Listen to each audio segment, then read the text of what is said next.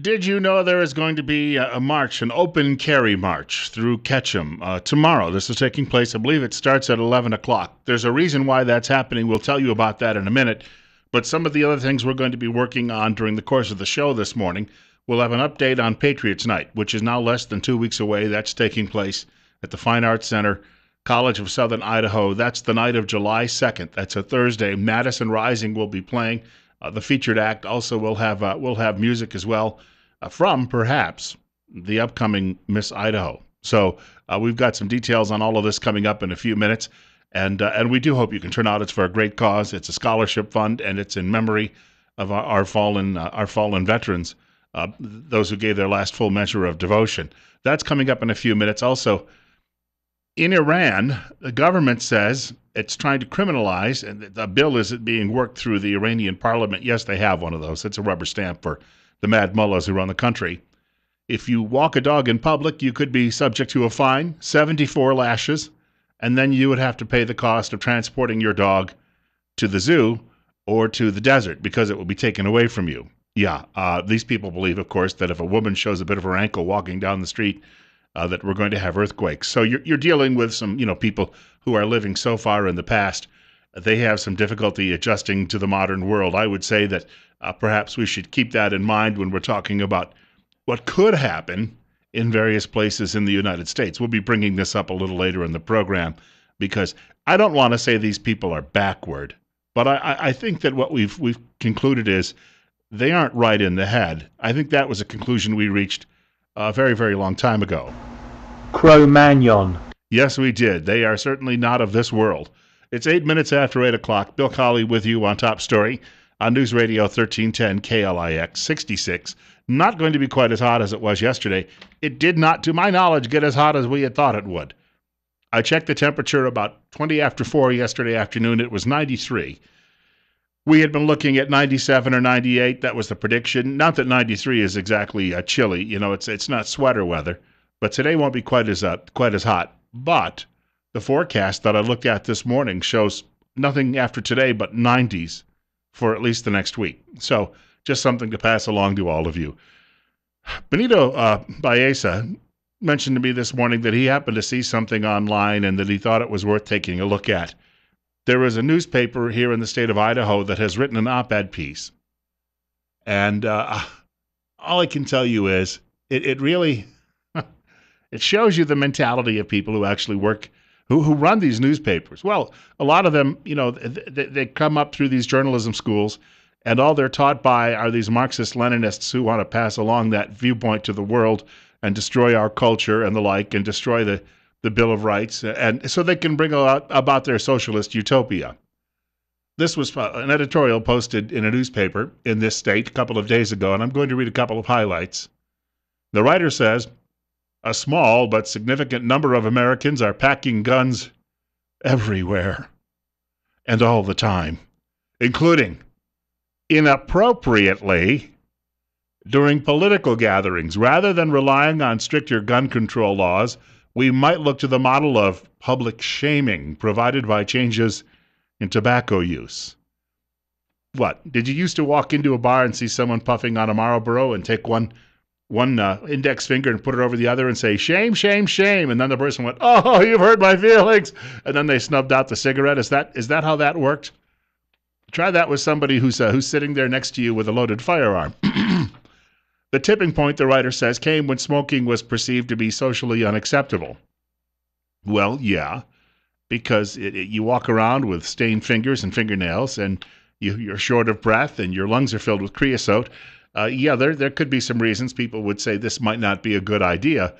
But on the other hand, we're talking about firearms, which people use primarily still for self-defense. The writer says removing the social acceptability of certain weapons could be an effective form of gun control without changing laws. And remember what they said. Inappropriately, they are bringing these to public meetings. Well, wait a minute. Let's get to the point. If you see someone at a public meeting and they have a holster, they're carrying a pistol, right? Most people don't carry revolvers much anymore, but they're carrying a pistol. Are we talking about pistols or are we talking about long guns? All right. Apparently they don't know it, the newspaper. The writer says hunting rifles are likely to retain their social cachet because they are necessary. Oh, okay. And often beautifully crafted tools of the trade. It is hard to make the same argument about assault-style weapons, especially those that can be made out of plastic, using a 3D printer or assembled using rudimentary skills and a workbench. The government is angry about this because people are simply downloading the plans, and then they're, with these 3D printers, they're printing out the parts, and then they're just making firearms. And the government is screaming mad, we've got to stop this, and we've got to stop it now. Because people will have guns, and when we're trying to take them all away, and we can't simply take them all away. We're going to have to put a guard in every home to ensure that doesn't happen. First of all, define assault-style weapon. Most people in the media have no idea what they're talking about. Number two, when they say inappropriately bringing these things to public meetings, people are bringing pistols to public meetings. It's entirely different than someone walking in with a rifle. You understand that, right? It shows you the madness that we're dealing with and the complete lack of understanding in establishment media. So, Benito has posted, you'll find this at our website, newsradio1310.com. Benito has posted a second link. This is from KMVT TV and KSVT TV. An op-ed article in the Idaho Mountain Express newspaper has triggered an armed protest. A group called 3% Idaho is organizing a rally to protest an op-ed article from June 10th. Shame could control guns better than new laws. On their website, 3% Idaho says they intend to maintain their God-given rights to liberty and property. Today, the city of Ketchum sent out a press release to advise the city of the open carry walk. The rally will take place on Saturday, June 20th at 11 a.m. In other words, some law-abiding citizens are going to actually walk through downtown Ketchum tomorrow. So the city has sent out a warning. Warning! Aruga, aruga, aruga. People are walking through the city. And that's criminal? Of course not. So why are all of the nervous Nellies jumping up and down about this? Well, because we had a mass shooting in South Carolina the other day. Therefore, anybody who owns a firearm, bad. Firearm, bad. Firearm owner, bad. No firearms, good. Liberals with no firearms, better. We have a caller with us, 814-68. Bill Colley with you on Top Story on News Radio 1310, KLIX and newsradio1310.com. You're up next. Yeah, good morning, Bill. Thanks for taking my call. Sure. The thing that happened in South Carolina is nothing less than a horrible tragedy. But if Obama and his boys want to change laws, let's change the laws to say that doctors can bring it to the authorities about somebody that could be a danger to society. Oh, this guy was on psychotropic drugs. Yeah, I mean, he was bad. Yeah, exactly. That's what I'm saying. It's like all of them, you always hear this. Well, yeah, we knew, but we couldn't say nothing. Okay, you want to change some laws? Change the laws and let the doctors do that. See, as far as changing gun laws, Obama needs to read the Constitution and the Bill of Rights. He cannot change it. It's ours. It's not the government's right to say we got it, the right to keep and bear arms. It's our right to keep and bear arms. They have no business, zero, and even attempting to change the gun laws because they can't.